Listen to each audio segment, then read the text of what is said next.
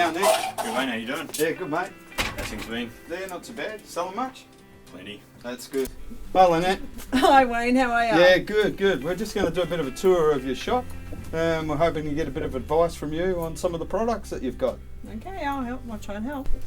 So you just actually mix these with water, do you? No, you just draw them like normal pencils. They're a highly pigmented pencil, and then you can add water to them with a paintbrush later. Right. Yeah, so you actually draw them like a normal pencil. So just colour like normal. Yeah. And then you actually grab your paintbrush with a little bit of water, Yeah.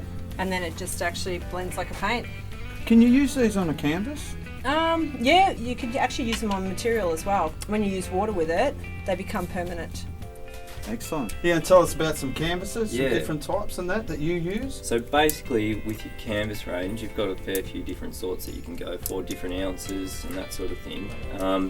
You've got your standard sort of primed canvas, which is typically what a lot of people use, but then you've also got your Belgian linens that you can get in primed or unprimed, or also like you could use a rabbit skin glue or a clear gesso to prime it, so then you actually still end up with this kind of raw linen look.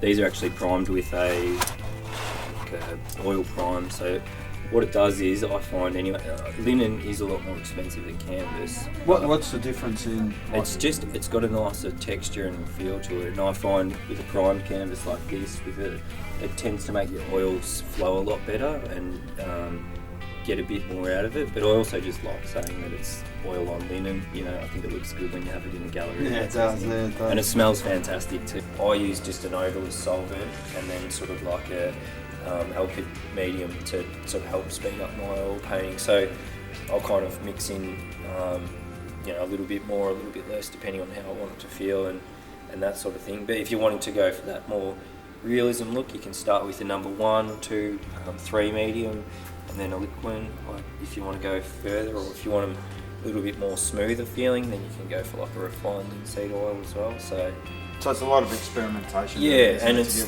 exactly and there's different processes for every sort of style of painting, and it's sort of about finding one that works for you, I guess. Yeah, that's true. I mean, if you're happy with a brush, you should just stick with it. But these ones are Art Spectrum Mongoose ones, and they've got a really nice. They've got a nice feel. Yeah, good for detail. They hold a good amount of oil paint. They're a good brush. Like a medium grey, where it's got a sort of slight weave to it. Yeah. It's not too heavy. And then your rough gets a little bit heavier, so that gives you a fair bit more texture to it. And then do you have any smooth? And that's a smooth there. So, and that's a lot of illustrators would use something like that. Yeah, that's what I've been using. That side of it. So that'll kind of give you your different looks, and it does affect your work. It gives you a different look for each sort of thing.